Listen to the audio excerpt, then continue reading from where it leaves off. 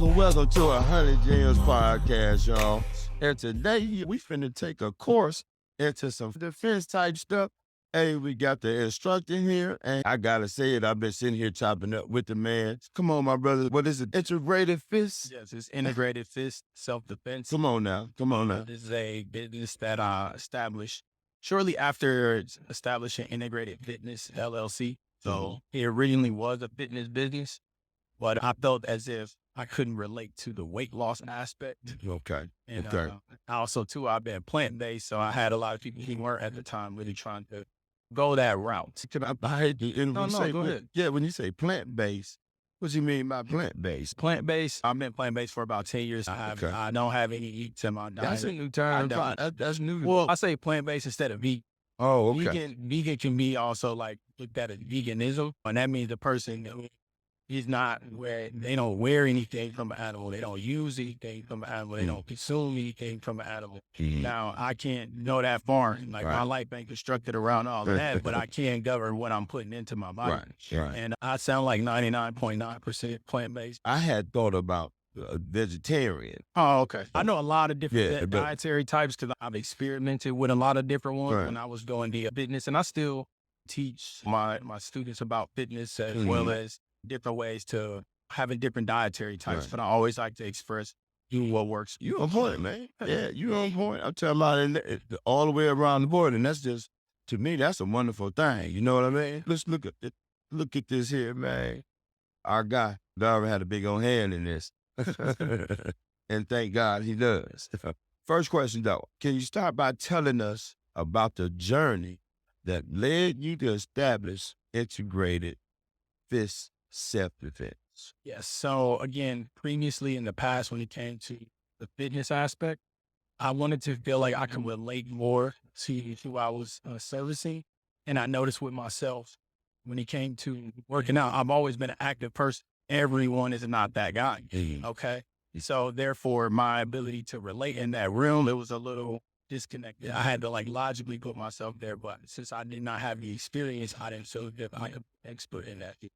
So as far as martial arts and self-defense, I've been in situations where I've had to defend myself, and I've sparred against guys or been in those situations, and I understand the uncomfortability about it. I understand what it feels like to be uncoordinated and to feel like, man, this dude got way upper of a hand on me, or this person, they're trying to attack me with something or doing something, and I can't get out of it.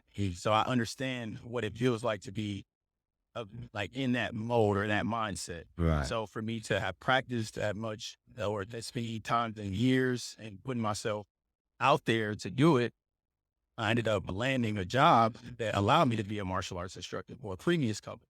And when I seen my successes in that field and seeing how I was able to empower people and benefit people so much more, I just thought, why don't I do this for myself and my people? At the time, I was actually doing it in Wauwatosa, but now I'm established here in Milwaukee.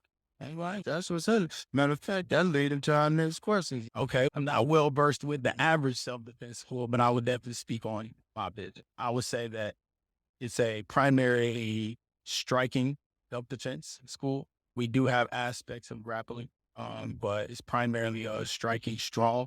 And what I mean by that is styles that are associated with it would be Krav Maga, which is a Israeli self-defense system, Hungar Kung Fu, which is Chinese boxing or Chinese self-defense system, as well as Panatuche, which is Filipino dirty boxing or self-defense as well. And with Thai kickboxing, which is pretty well known nowadays as a competitive sport, but also is very applicable in hand-to-hand combat. It definitely look like you know what you're talking about. I'm gonna keep going because this lead right into it. What we talking about?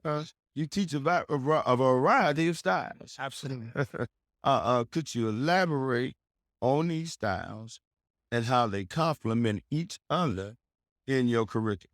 Okay. I teach a variety of these styles. One, they're all primarily strong and striking, but I think that the elements that each one carry, they attribute to each other. And from a previous teacher I had, he was expressing to me how, based on your background in Kung Fu, you might see a lot of overlap. So what he meant by overlap was you'll be able to recognize certain movements from this style and how it should complement what you already know. So I found that very simple for me to learn. And when it comes to teaching others, I really do a lot of simplifying it. Just trying to help them understand what is actually applicable and certain things that if it isn't applicable in combat, how is it applicable to a quality of combat, such as your coordination or your reaction time? Yeah. So there's different drills that each style provides. All right. All right. Is it a certain age range that you deal with, or is this for everybody? So right now, based off the space that I'm working out of, I am primarily aimed at working with the youth. Also, too, because of my daytime work, I do work as a gym teacher. I am working with the youth in the daytime and then in the evening, only because my space is fairly small. I can't have a lot of adult bodies in there. Right. And Right. if I had a lot of adult bodies, or I'll just say a number of adult bodies in there, one, I wouldn't be able to accurately serve the adults in there because of how small of the space it is. And we would also, you probably run into the aspect of not being able to keep the doors open because we don't have that many people being able to be in there versus Right. because it's a smaller space. I can have more youth in there and I have more experience with working with the youth and adults because I've worked with children as young as 3. Right. I worked with elderly all the way up in their 7. I know we had talked about earlier was that you love what you do. Absolutely. And that is so important to really enjoy your occupation. Yeah. And then in the self-defense, I know when we had heard that we were going to be doing a podcast on self-defense, my wife, she hurried up and said, baby, we need to get the girls. But it's true that we need that, especially in today's time. Absolutely. And having that skill brought to us professionally and by a black man that's in depth. Because you was able to pop those styles off. I thought I was a kung fu expert for all and all I really is backstreet type stuff. However, it done got me a long way back. Right. Right. I'm here today, cousin. But it's just amazing, man, how our brothers today are continuing to sharpen their skills and to add on new skills. That's what I've been hearing from you, man, since I met you. You do a number of things and you're willing to put the work in to make sure you got the right information. You really bring in those deliverables, my brother. So it's really a pleasure having you on today, man. And no doubt you're going to be back sponsorship because, man, you got some wonderful ideas. That's all the way around the board. I think today we just wanted to focus on what you bring. Tell me, I want you to tell the folks, man, how they can contact you if they want to get involved. They want to get their children involved. Because it sounds it's something they do, man, right here. Yes. We are actually located off of 64th and Capitol. It's 6400 West Capitol Drive, Suite 106 in Milwaukee, Wisconsin, 53216. And the number, our direct number at the business, 414-999-8250. You can see us on Instagram at Instructor Romell, same as our YouTube at Instructor Romell. I definitely post daily content on there to keep engagement. And our website is www.integratedfistandcake.com. All right. Just before we come to a close, though, I just want you to be able to, man, tell the audience, man, and I would like to know as well, what drove you into this right here, and for you to have the kind of passion that you do for it. And there's just another part is, when did you know that you were gonna have to step your game up, or to really do your thing? I would say that when the number one thing that fuels my passion, I would say me being a father. Okay. I believe that first and foremost that we are our child's superhero. We are our child's number one influencer. So therefore, let me be that for them. Every time my sons see me, I'm always training, always working out, always just showing them your definite qualities of a strong masculine man, and always just instilling a lot of principles in them and just teaching them on a day-to-day basis. So if I'm able to do that at home, and I'm able to provide that to others as well. I know other youth that enjoy my presence at the school. I love teaching them. I love getting that engagement and just seeing like how we can change their life. Because when I was younger, I had certain teachers that I still remember till Yeah, this day. because I definitely was going to ask you about what was some of your melody. I was just sitting up here thinking, because but for you to be so sharp, I know that it had to be some sharp men in your life that came and said, and women. Right. Let's go there. Yeah. So I will say throughout my younger years, it was primarily women. My mother, my grandmother, my great grandmother. certain select teachers. I remember one off the top, Ms. Graham. Shout out to her. All right. All right. Hey, Miss Graham. Yeah, Ms. Graham. A lot of other teachers too, female teachers. And then when it comes to the male teachers, I felt like that was more influence later in my life. So especially like nowadays when it comes to, as my adulthood, Alfonso Pettit. Okay. I don't know if y'all know that. I heard that name. I can't necessarily put my finger on it right now, but I definitely heard of Alfonso. Yeah. Alfonso Pettit, or Sensei Alfonso. Mhm. All right. He's a martial artist himself. My current seafood right now, seafood, Donald Hanvey. Awesome, excellent man. I appreciate him. My own father, I would say, Brother James Moses. He's the founder of the Alma Center here in Milwaukee. But these are guys that have had Darvin. Please bring him up. Darvin's brother. Gabriel Thomas. It's a lot of brothers. If I didn't say your name, I apologize. It's just a long list. No, I'm here now, though. Because we're here. Yeah, I'm just a firm believer in everybody who I come across. I pay a lot of attention to them because I see what I can learn. And a lesson that I give my students is that, like, we do a lot of teamwork games, especially in gym class and even at the martial arts. When I'm working with the youth, and I always bring up the L. People always think the L, they think, oh, you lost. Right. Okay. I'm like, no, you don't lose. All right. Now, the person who created this person, if you lose, they're the original loser. Right. Okay? They're the original loser. You got to understand that you got to lose, right? Okay. Or you can learn. You can learn. Okay. Now, what I'm saying is, which one are you choosing? All right. Because again, if that's a good choice. That's it, man. Which one are you choosing? All right. At that point, what did I do in this situation? How can I learn so I can earn? At that point, I can't never lose. Yeah. Never losing at that point. Yeah. Because whenever you learn, you earn. Absolutely. You right about that, my brother. It's just, it's to me, man, once again, it's a wonderful thing to be able to have my brothers here and to be able to preview you guys, man, and let you tell your own story. That's one thing about it. I can do some background checks and stuff like that, but can't nobody tell their story like them, man. And our people need to hear this. There's folks out here need to hear that I can do it. You know what I mean? And it's amazing.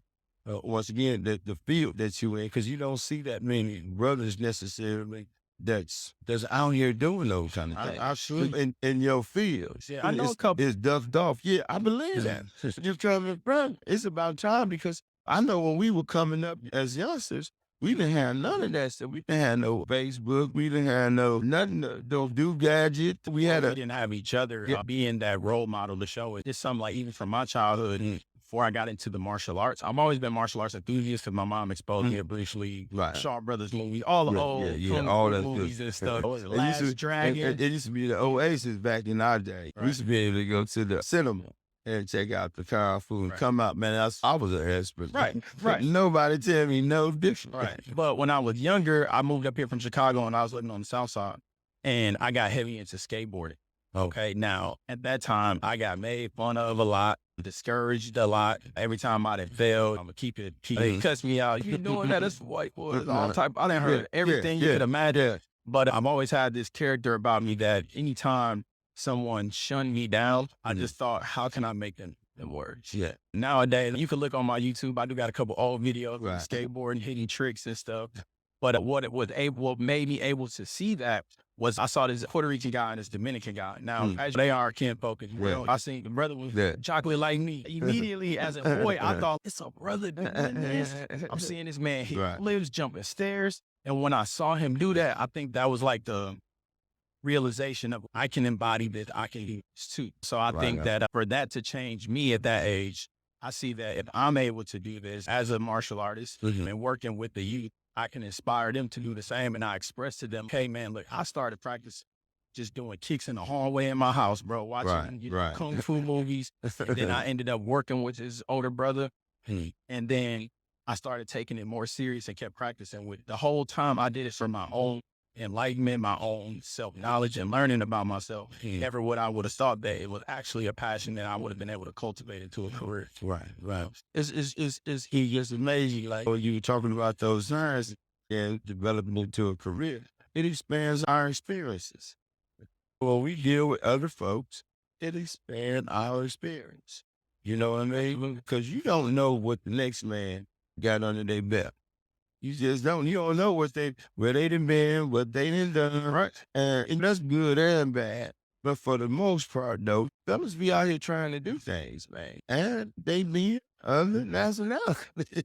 They be other races. You know what I mean? And then what I'm loving and what I have the opportunity to do is to get to present the fella doing it in my race that look like me. I'm talking, that's a lovely thing for me for where I've come from. And seeing how this society that went, it ain't like it's been for us. No, It ain't been for us. We didn't have to break it. and we have men that went before us that broke those down that we ain't got a clue. Cause I know ain't no way I would have been getting sprayed, chased by the dog, hit with the billy club, and not hit back. So, I'm talking about it's just, but I love and respect those men that came before me that paved the way. And once again, that's what we have to do, man. We have to put the work in. Gotta put the work. And I thank God, man, that you part of the team, my brother. And once again, we definitely gonna have my guy back. As y'all can see, he's a real deal, Holyfield, Bayfield. He's there. But anyways, y'all, that's another episode of 100 Gym, home of the champs, baby. Peace, baby. Yeah.